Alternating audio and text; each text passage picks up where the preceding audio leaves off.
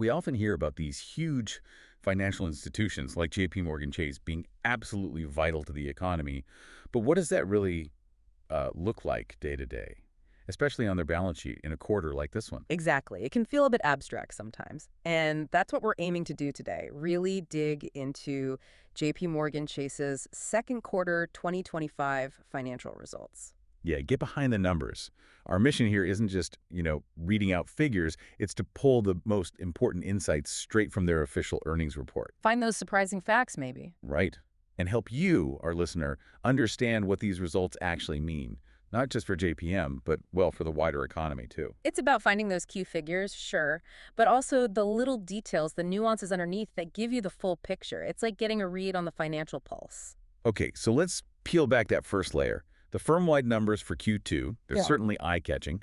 They reported, what, $15.0 billion in net income? 15.0 billion. Yeah, that's $5.24 per share reported. Big headline numbers definitely grab your attention. But I noticed something else straight away. Ah, yes. You see, in these reports, the real story is often in the footnotes or the adjustments.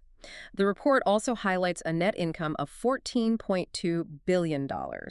Which is $4.96 per share. Exactly. And that's excluding what they call a significant item. That lower number, $14.2 billion, arguably gives you a clearer view of their core operational strength for the quarter. Okay, so this significant item, that sounds like exactly the kind of detail we need to unpack. What was it? Right. It was a $774 million income tax benefit. Came from their corporate segment. So not directly from, like, lending or trading. No, not corporations. It was related to resolving some specific tax audits and also the finalization of tax rules in 2024 about foreign currency gains and losses. So yeah, $15 billion is the official number, but that $14.2 billion, that shows you how the actual businesses performed without that one-off tax boost. It's a really crucial distinction. It changes the story quite a bit. Right. Okay, what about the top line? Revenue and expenses. They reported $44.9 billion in revenue. They did. And then there's also this managed revenue figure, $45.7 billion. Right, managed revenue. What's the difference there? Why show both? Well, think of the managed basis as JPM's internal way of looking at things. It's a non-GAAP measure, meaning it's not strictly by the accounting rulebook, but management uses it. For consistency. Yeah, pretty much. It helps them compare performance over time more clearly, especially with things like tax-exempt investments. It adjusts how certain items are classified to give a, let's say, smoother picture of revenue trends. Importantly, it doesn't actually change the bottom line, the net income. Okay, got it. And expenses. Expenses came in at $23.8 billion for the quarter. That gives them a managed overhead ratio of 52%. All right. Now, shifting gears a bit, let's talk capital and liquidity. This seems to be where JPM always emphasizes their fortress principles, right? Absolutely. The numbers back that up strongly this quarter. Their CET1 standardized ratio was 15.0%. And the advanced measure. 15.1%. Very strong. Jamie Dimon himself actually pointed this out in his comments. What did he say? He said their 15% CET1 ratio is, and I quote, far in excess of our required capital levels. It's not just meeting the minimum, it's a deliberate strategy. That's the fortress principle in action, having that cushion. A massive cushion. And it gives them flexibility, I imagine. What about just raw cash? Extraordinary liquidity. They have $1.5 trillion in cash and marketable securities. Wow. $1.5 trillion. That's hard to even wrap your head around. That's a huge safety net. It is. It lets them handle market swings, unexpected events, and also be ready to act on opportunities. And it seems like they're feeling confident enough to share some of that strength with shareholders, too. They announced another dividend increase. Yes, the board intends to increase the common dividend. This is the second time this year they've flagged an increase. That's pretty significant. It is. It brings the cumulative increase to 20% compared to where it was back in the fourth quarter of 2024. Plus, they bought back $7 billion of their own stock in the quarter. So higher dividends, big buybacks, those are usually strong signals of confidence in the future, right? But, I mean, could it ever be just putting on a brave face in uncertain times? Or is this pure strength? That's always a fair question to ask. But look, these actions, especially combined with those capital ratios we just talked about, it suggests they're generating a lot of capital. Even now, they can return billions to shareholders and still maintain that fortress balance sheet. So I'd say it points to a very solid underlying business performance, not just optics. Okay, but here's maybe the slightly confusing part. We've talked about strong capital, dividends, buybacks, yet the reported net income, that $15.0 billion, It's actually down 17% compared to the same quarter last year. Ah, yes. Q2 2024 reported $18.149 million. Right, so 17% drop year over year seems to contradict the strength narrative a bit. What's the key piece of context you need to understand that comparison? And this is absolutely critical context. That prior year quarter, Q2 2024, included a massive one-off non-interest revenue item. It wasn't operational profit. What of it? It was a $7.9 billion net gain from their Visa share specifically, Class C common stock they held. And alongside that gain, they made a related $1.0 billion contribution to the JP Morgan Chase Foundation. So almost $8 billion in gains just from Visa shares last year. Exactly. It massively inflated the Q2 2024 net income. So when you compare this quarter's $15 billion, or even the $14.2 billion adjusted figure, to last year's number without that huge Visa gain, the picture looks very different. The underlying operational performance this quarter was actually quite strong. You absolutely have to factor that prior year gain out mentally. That makes a world of difference, okay? Context is definitely king there. So knowing that, let's dive into the individual business segments. That's where you see how the different engines of the bank are firing. Let's start with Consumer and Community Banking, CCB. Huge part of the bank. And an impressive 36% return on equity. Yeah, that 36% ROE in CCB is really something. It tells you that their core retail banking, checking accounts, savings, mortgages, credit cards is incredibly profitable right now. What's driving that? Well, they're still growing. They added about 500,000 net new checking accounts in the quarter. Balances in those accounts actually grew sequentially, which is good to see. And client investment assets, things held through Chase, were up 14% year over year. And what about actual consumer spending? People using their cards? Good signs there, too. Debit and credit card sales volume combined was up 7% compared to last year. They're also seeing more digital engagement. Active mobile customers grew 8% year over year. They also mentioned launching some refreshed Sapphire Reserve card. Yes, including a new business version. And they said they saw strong demand, good numbers on new card acquisitions there. So consumers are still spending, still engaging, still signing up for premium products. And he flies in the ointment. Like credit quality. They did note the card services net charge-off rate was 3.40%. That's the percentage of credit card debt they don't expect to get back. It's an important number to watch, reflects the pressure on some consumers, but still seems manageable within their overall results. Okay, so that's the consumer side. Let's pivot to the big, complex stuff, the Commercial Investment Bank, CIB. That had a 17% ROE, still very solid. This is often seen as a bellwether for, like, global business activity, right? Absolutely. And CIB had a strong quarter. Investment banking fees, so advising on mergers, acquisitions, raising capital, those fees were up 7% year over year. And up from last quarter, too. Up 12% quarter over quarter. And they highlighted maintaining their #1 global ranking for investment banking fees. They captured 8.9% wallet share so far this year. Wallet share, meaning almost 9% of all the investment banking fees paid globally went to JPM. That's right. It shows their dominance in that space. And the markets division trading was also very strong. Overall, markets revenue up 15% year over year. Both fixed income and equities. Yep. Fixed income markets up 14%, equity markets up 15%. Their commentary specifically said this reflected supporting clients as they navigated volatile market conditions.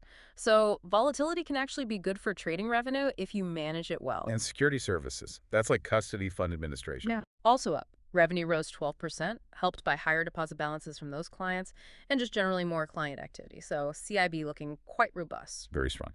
Okay, third major segment, Asset and Wealth Management, AWM. Another really high ROE here, 36%, same as CCB. This is managing money for institutions and wealthy individuals. Looks like a huge growth area. It really is. The numbers are pretty staggering. Assets under management, AUM, hit $4.3 trillion. Trillion. Wow. Yeah, and that's up 18% from last year. Total client assets, which is a broader measure including deposits and custody assets, crossed $6.4 trillion. That's up 19% year over year. Is that just markets going up, or are they winning new business? It's both. Market performance obviously helps boost the value of assets they manage, but crucially, they also reported substantial net inflows of client assets, $80 billion in the quarter. So $80 billion in new money coming in. Net new money, yes. That shows strong client confidence. People and institutions are choosing to place more assets with JPM. Okay, so across these different businesses, consumer, corporate, wealth, what are the overall trends in the basics, like loans and deposits for the whole firm? Looking firm-wide, average loans were up 5% compared to last year, and average deposits were up 6% year over year. So growth on both sides of the balance sheet. But is it consistent everywhere? Or are there differences between, say, consumer deposits and corporate deposits? That's where it gets interesting. There are definitely variations. CCD deposits, the consumer side, were actually down 1% compared to last year. Oh, interesting. Down year over year. Yeah, but they were up 1% just compared to the previous quarter, Q1, so maybe stabilizing or slightly rebounding there. Okay. What about the other segments? That's where the growth was. CIB, average client deposits, so corporate cash up a strong 16% year over year, and AWM, average deposits, wealth management clients, up 9% year over year. So consumers might be drawing down savings a bit, but corporate and wealthy clients are parking more cash at JPM. That seems to be the dynamic, yes. A bit of a mixed picture showing different behaviors across client types. Right. Now, with all this lending activity, especially maybe on the corporate side, how are they managing the risk? What do they say about credit costs and loan loss reserves? Okay, so firm-wide credit costs were $2.8 billion in the quarter. That total number includes two main parts. Sure. First, $2.4 billion in actual net charge-offs. These are loans they've basically given up on collecting. And as we noted, most of that was in card services, the consumer side. Okay, $2.4 billion in charge-offs. What was the other part of the $2.8 billion? The other part was a $439 million net reserve build. This means they set aside an additional $439 million during the quarter, specifically to cover potential future loan losses. Building reserves. Where were they building those reserves? Primarily in the commercial and industrial portfolio, so loans to businesses within the CIB segment. They said it was driven by net lending activity, meaning as they lend more, they prudently set aside more reserves. But I thought I saw something about offsetting factors. You did. That build was partially offset because they actually decreased the weight they were putting on adverse scenarios in their economic models. Okay, what does that mean in plain English? It means while they're setting aside more money because the loan book grew, their overall economic outlook, while still cautious, maybe got slightly less pessimistic compared to before, allowing them to slightly reduce the severity assumed in their worst-case planning. It shows that balancing act, growing lending, but still being cautious about the future. All right, managing growth and risk simultaneously. Okay, stepping back from the bank's own numbers for a moment. Yeah. JPM often talks about its role in the broader economy. Did they give any sense of their concrete impact this quarter? They did. They put out a really impressive number, $1.7 trillion of credit and capital raised year to date. $1.7 trillion just in the first half of the year? Yeah, it's a huge number. And it's not just some abstract figure. They broke it down. How so? Well, think about where that money went. $135 billion of credit went directly to consumers' mortgages, auto loans, credit cards. That helps you see the direct impact on household activity. Okay, what about businesses? $17 billion of credit specifically for U.S. small businesses. That's crucial for local economies. Then the really big chunk, $1.5 trillion, was for larger corporations and also non-U.S. government entities. And the rest? About $37 billion went to nonprofits, and U.S. government entities think states, cities, hospitals, universities. So it really illustrates how they act as a major conduit for capital flowing through almost every part of the economy. It puts their scale into perspective. It really does. $1.7 trillion is just vast. So finally, let's bring it back to the outlook. What was Jamie Dimon's take on the economy overall? Strong quarter for the bank, but what about the environment they're operating in? Well, his comments reflected that resilience we've seen in the U.S. economy lately. He mentioned positive factors like the finalization of tax reform providing some clarity and potential deregulation maybe helping sentiment. So, generally positive. Up to a point. But he was also very clear, very explicit about the risks that are still out there. Such as? He specifically called out, and I'm quoting again here, significant risks persist, including from tariffs and trade uncertainty, worsening geopolitical conditions, high fiscal deficits, and elevated asset prices. So acknowledging the good, but very much keeping an eye on the potential bad. Exactly. It's that classic Dimon stance, isn't it?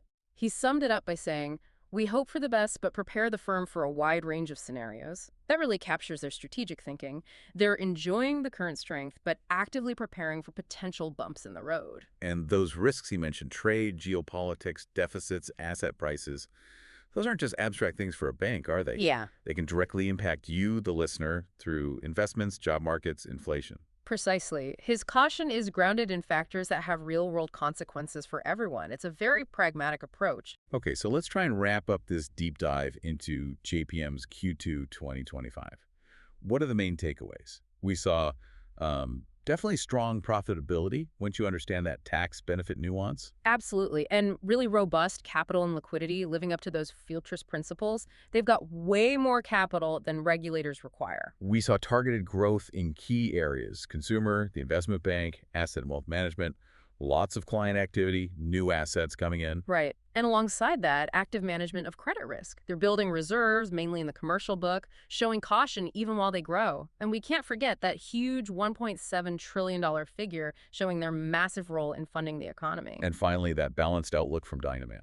Mm. The U.S. economy is resilient now, but significant risks definitely remain on the horizon. Hope for the best, prepare for the worst, or at least a wide range of scenarios. Exactly.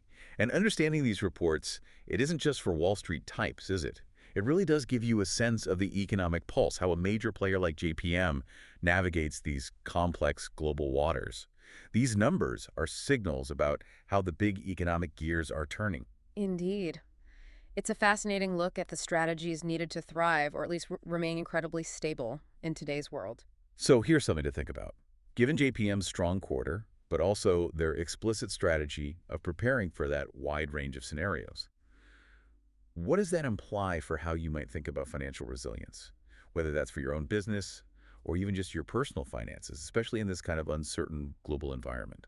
Very relevant question for all of us, I think. Definitely something to mull over. We'll leave you with that thought until our next deep dive.